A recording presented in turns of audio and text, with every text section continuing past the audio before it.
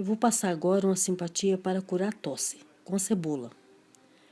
Pega uma cebola média, corta ela em cruz, aí dá umas farelas assim com a mão, põe dentro da panela.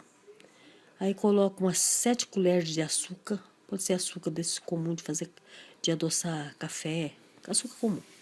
Põe 7 colheres de açúcar e vai mexendo ela com o fogo aceso até dar uma douradinha. Quando dourar um pouquinho, coloca umas 200 ml de água e deixa ferver bastante. Quando o caldo daquela cebola com açúcar dá uma leve diminuída, dá uma engrossadinha, aí toma quente na hora de deitar. Que isso aí é muito bom para curar tosse. Aqui em casa, quando eu tô com tosse, eu e minha filha, nós tomamos isso aí.